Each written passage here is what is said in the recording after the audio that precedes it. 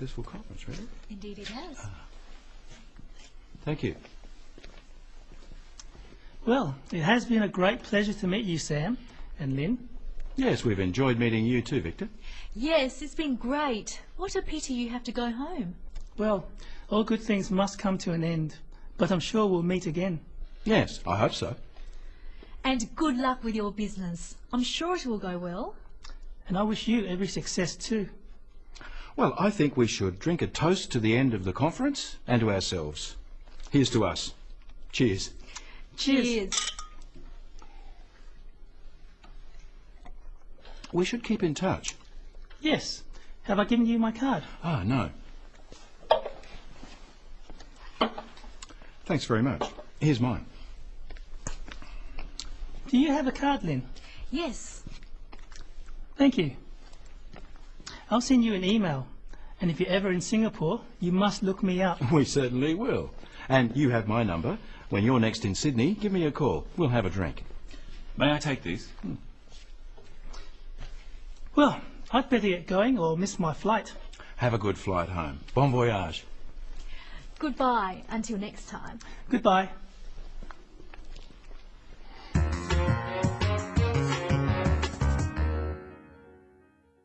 For the final program in the series, we're looking at some of the phrases you may use when you're saying goodbye to someone, either for a short time or a long time.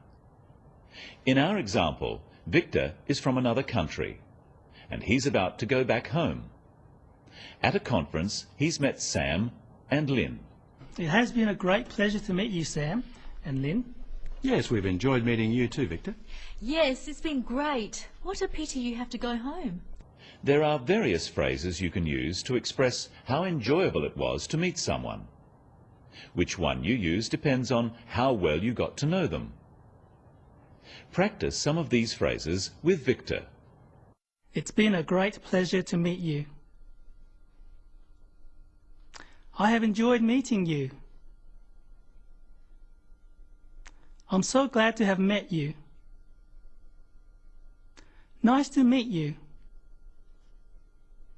The phrase, nice to meet you, would be used after one short meeting. You can also use this phrase when you are introduced to someone. What about the replies? Practice them with Lynn. Nice to meet you. You too. It's been a pleasure to meet you. And you. Glad to have met you. Glad to have met you too. Notice that the reply should match the statement. So if someone says, I have enjoyed meeting you, the reply can be, so have I. If someone says, it's been a pleasure to meet you, the reply can be, a pleasure to meet you too, or just, and you. Victor also says, I'm sure we'll meet again. Here are some useful phrases to do with meeting again. Practice them with Victor. I'm sure we'll meet again. Hopefully we'll meet again. I hope we'll meet again soon. Notice again here that the reply should match the statement. So if someone says, I'm sure we'll meet again, then the reply also uses am. So am I. After the statement, I hope we'll meet again, the reply should be, so do I. Another part of saying goodbye can be wishing someone well for the future.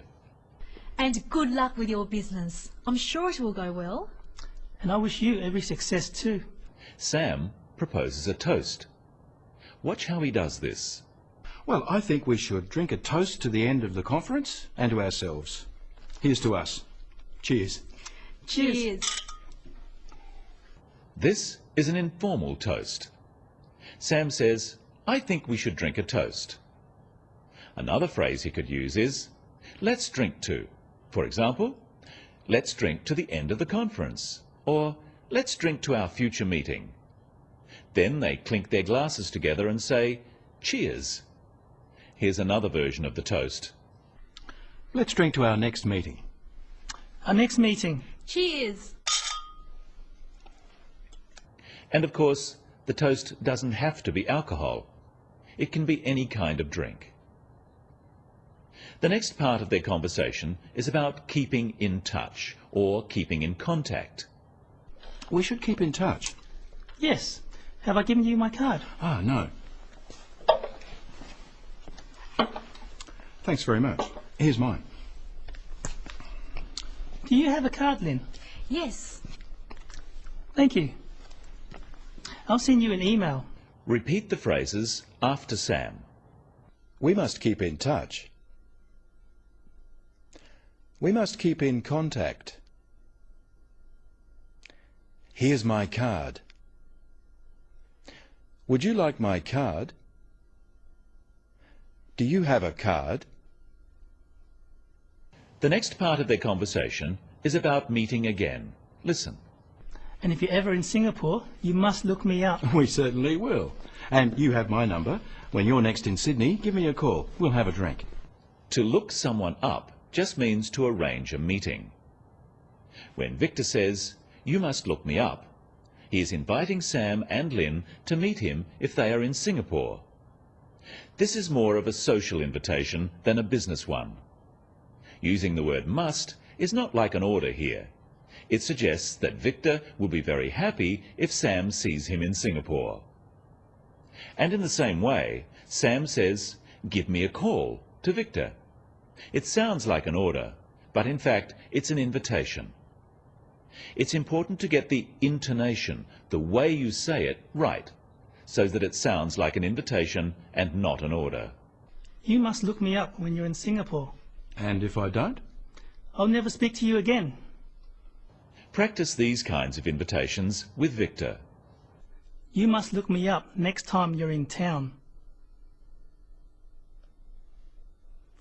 You must come and see me. Why don't you give me a call when you're in town? Ring me if you're in town. Finally, let's look at how the three friends say goodbye. Remember, this is a semi-formal situation. Well, I'd better get going or miss my flight. Have a good flight home. Bon voyage. Goodbye until next time. Goodbye.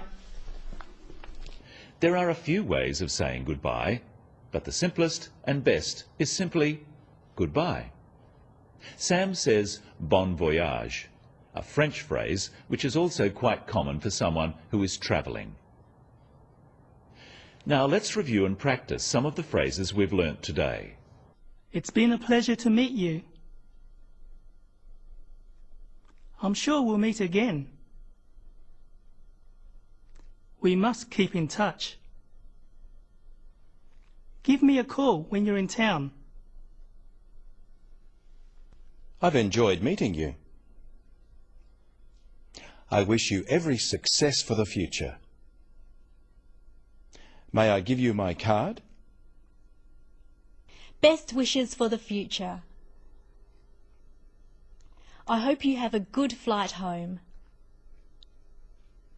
The language you use in each situation may be slightly different depending on how well you know the other people and how friendly you are with them.